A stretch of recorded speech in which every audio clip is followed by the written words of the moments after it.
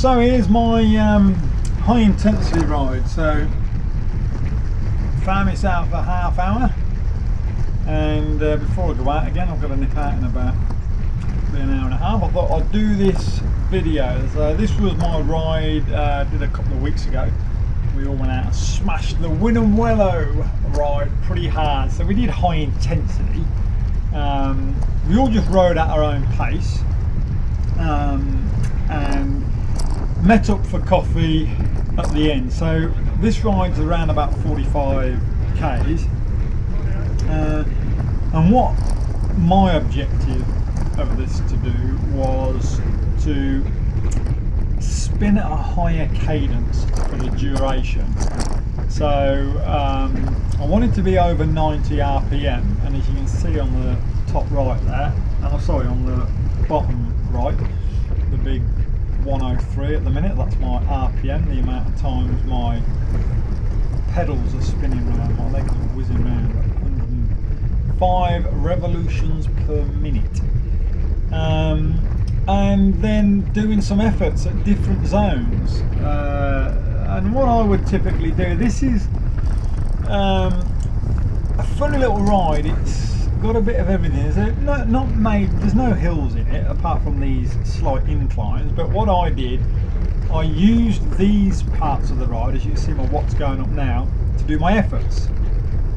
And I would just work through the different zones. So anytime it went on a slight incline, I would obviously do that. If I was going into a headwind, I would obviously then use that as a bit of an effort, and go through the different zones again. And then when I was recovering, so slight tailwind, nearly ran that guy over there.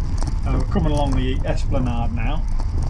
So with a slight tailwind, I would then try and bring the watts back down to a comfortable recovery watts. And I was trying to do my recoveries at around 2 to 220 watts is what I'm recovering at. Okay, so, and when I say recovering, I don't mean, because then we get, this is a high intensity, so I wanted it to count, yeah?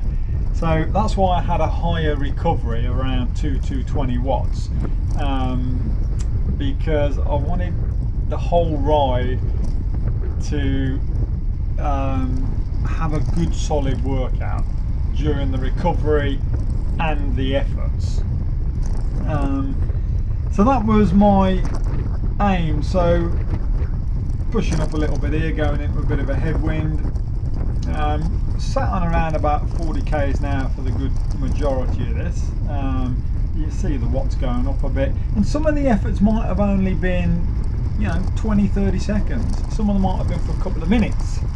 Just vary them around. If you're going to do this sort of stuff, just vary them around. Don't forget, it is 45 k's, so you still have to do this in a way that you're capable of doing it without completely bonking and going to the red zone. Because if you go into the red zone completely, well, you're just going to cook, aren't you? You're going to be toast halfway through, and you're not going to complete it, which is not the purpose of this. The purpose of it is to go high intensity for the duration, and that's what I did. So I worked on a higher heart rate, as you can see, 165 beats per minute. Higher your cadence, the higher your heart rate. Yeah, so I wanted to keep that cadence, as I said earlier, around over 90, right?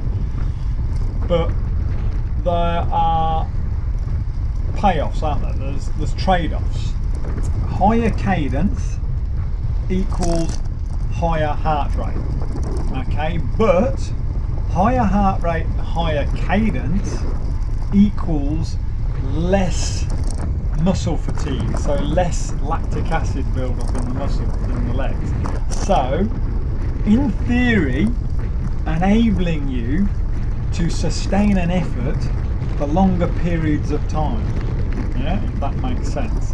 So if you're smashing along and and even at this, look, at 95 cadence, eventually the lactic acid will build up in your legs, okay? but it's going to take a lot longer for that lactic acid to build up. You know, and I kept this up for the whole 40 odd Ks, all right? So it's about pacing yourself. This is to do with pacing yourself. So if I was to do the efforts where the lactic acid was building up in the legs, well, eventually I'm going to get to a point where I can't continue, and I'm going to have a massive recovery, yeah, and bring the watts right down to maybe 130, 150 watts to let the legs well and truly recover.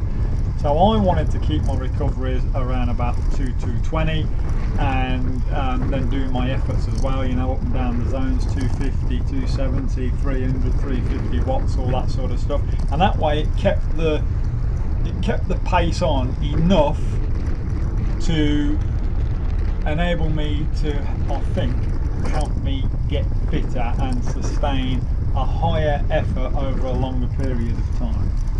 And doing this again for training, obviously. I've got a ride coming up next weekend.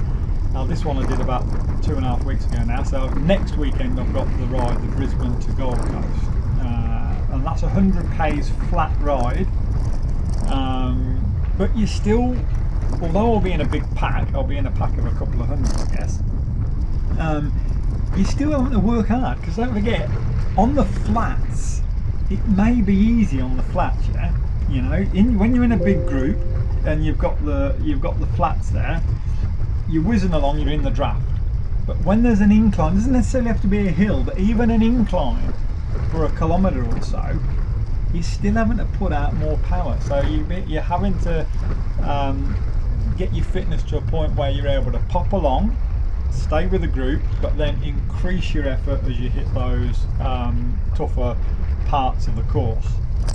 So it's 100 k's, it shouldn't be that bad, I don't think. Everyone's told me it's flat, but don't believe anything till you get out there and do it yourself. But I'm looking forward to it. It should be good fun. Hopefully it isn't lashing it down with rain.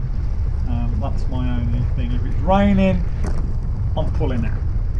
And at this stage the long forecast does say rain on Sunday, so we shall see. We shall see.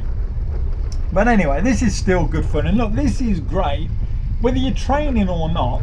This is still good to do some high intensity stuff now and again. It's just good, man. It's good fun. Gets you out there, blows the cobwebs out, resets your system. I've said this on other videos, you know, doing this sort of stuff really resets your system, yeah. Keeps you nice and fit, obviously, but I just find it relaxing. Like at the end of this, I feel great at the end of this, you know. I feel a bit alive. I feel like you're ready for it, you know. And the more you do of this stuff, the easier your recovery is afterwards. Like, you don't, when I very first started cycling, we were doing this sort of higher sort of stuff, higher intensity stuff. I'd be back at home afterwards, I'd be on the couch, and I'd be just about done for the day. But now, this sort of stuff doesn't affect me at all, you know. You go out, you do high intensity, go out and have a coffee, you go home, you get out and do what you got to do, and you got the rest of the day to do your thing. So, you know, the more you do it, the fitter you become. The fitter you become. So get out there and give it a good nudge, you know. I'd suggest doing this sort of stuff on shorter rides though. You don't want to be doing it on the longer rides. You need to pace yourself a bit better on the longer rides, but this does build you up to be able to do a longer ride faster in a group. This will build you up to be able to do that, to sustain those efforts. And it's just about running through your zones. You don't need some sort of weird miracle plan.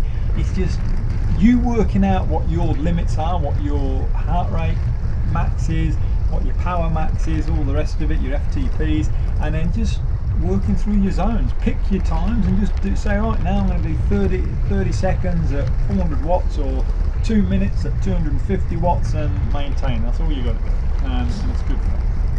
So anyway, I'm about done for this ride. I'm coming up to the end now. I've got about 1 kilometre to go, and we're heading into Winegum for a coffee, and that is a well-deserved break. So there you go. Hope you enjoyed it. You got any questions or comments, you know what to do. You can post them down below.